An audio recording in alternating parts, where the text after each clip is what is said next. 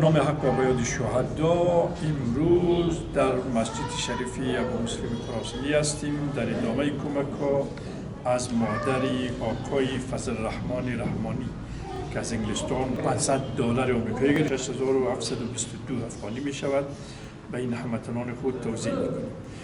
دی فضل رحمان رحمانی مور چی د انگلیسان مرسته لیجل گوش 812 افغانی کیجی نن مرسته که و دلیلی اساسی انتشارش هموطنان عزیز این است که شفافیت و حسابدهی مراعات شود، ببیند که پولش رسیده، پولش توزیع شده، به امانت خدمت نشده. دلیل دوم است که ببیند که به افراد مستحق توزیع شده بدون تبعیض قومی، مذهبی، نژادی و زبانی. سوم این است که بعضی هموطنان ما این مهربانی و میکنن، این لطف میکنن، ویدیوها را شیر میکنن در فیسبوک خود، در وبسایت خود، در وبلاگ خود، در توییتر خود بگذارن تا معلومات دهی کنن، همرسانی کنن. هموطنان عزیز وقت شما شیر میکنین، مردمی کشور ما که در چهار کنج دنیا هستند این ویدیوها را میبینن، اعتماد باور پیدا میکنن که هست در افغانستان کسی که به امانتشان خیانت نمی کند. نه تنها به امانتشان خیانت نمی کند بلکه از معاش خود هم در طول 16 سال از معاش وزارت و وکالت خود به افراد مستحق کمک کرد. بنابراین من خواهش میکنم که هر قدر میتوانید شما این ویدیوها را شیر کنید در فیسبوک ما که بروید. کمک های ما در طول 11 سال از پول شما وطن دوستان و همچنین در طول 16 سال از پول معاش شخصی من منتشر شد.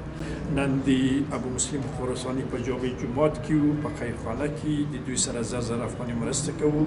زر افغاني د یو کورنۍ دپاره د یو کال چکر پیسې کیږي. اساسي دلیل چې پاره کیږي حساب دهي ده چې دا هیوادوالو وویني چې د دوی په امانت خیانت شوی نه ده.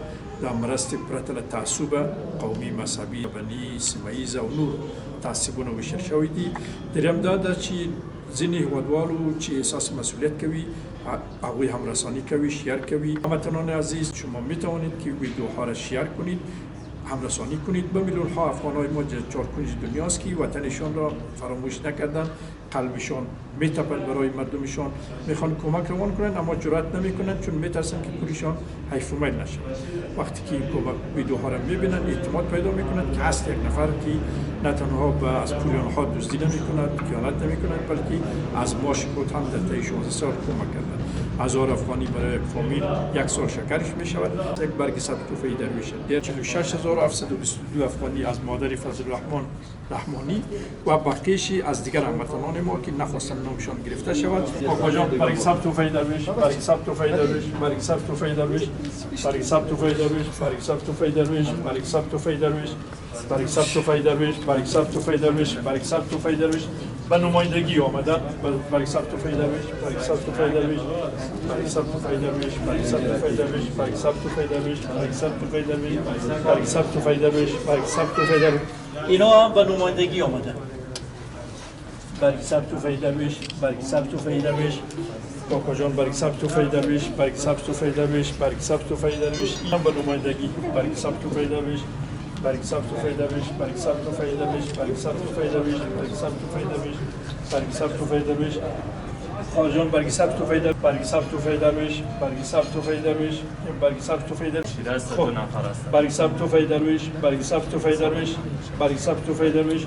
خواجان برگ ثبت توفیق درویش، برگ ثبت توفیق درویش، خواجان برگ ثبت توفیق درویش. برگ ثبت توفیق درویش خواجان، برگ ثبت توفیق درویش، برگ ثبت توفیق درویش.